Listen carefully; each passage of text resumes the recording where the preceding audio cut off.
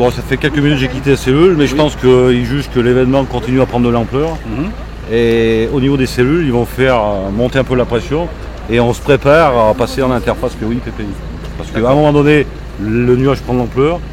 On a une crainte de ne pas arriver à le maîtriser au niveau de la plateforme. Et par anticipation, on va lancer une interface POI-PPI.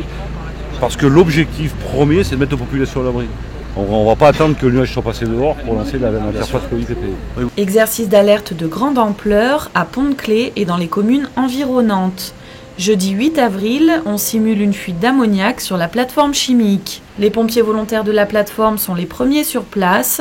Ils mettent en place des rideaux d'eau pour éviter que le gaz ne s'échappe. L'exercice consiste à simuler une fuite de gaz toxique qui sort des enceintes de l'établissement, enfin de la plateforme, de manière à pouvoir roder les moyens de secours, la coordination des moyens de secours sous la responsabilité du préfet, entre nos propres moyens et les moyens extérieurs. Le premier réflexe, c'est d'installer, donc déjà, c'est de mettre le personnel concerné par le plumet de l'alerte gaz à l'abri. Secondo, c'est une réduction des effets de la fuite à la source, c'est-à-dire on met en place des rideaux d'eau et on prépare une extension possible vers des moyens complémentaires.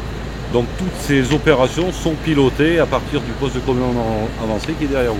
On est encore dans le cadre d'un POI, plan d'opération interne, mais le nuage toxique prend de l'ampleur.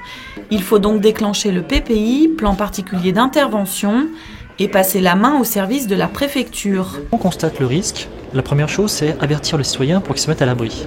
Donc la première chose que l'on déclenche, ce sont les sirènes pour qu'elles soient informées qu'il y a un problème.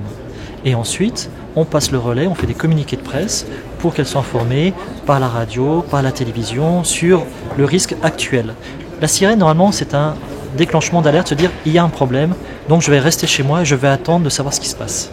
Et j'écoute la radio, je regarde la télévision et je sais ce qui se passe. À 14h, les sirènes de la plateforme et des alentours avertissent la population, 3 fois 1 minute 40, pour signaler l'incident.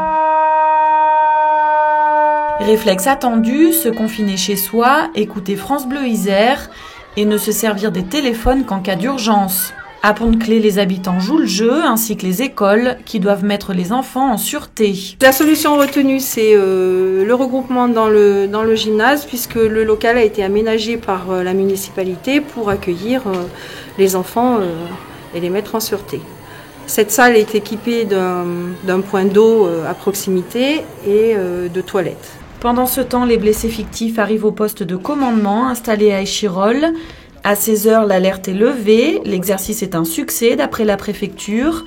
Un débriefing fera apparaître les éventuels dysfonctionnements. Le prochain exercice de grande ampleur aura lieu d'ici 5 ans. En attendant, la plateforme chimique s'entraîne sur des scénarios fictifs tous les mois.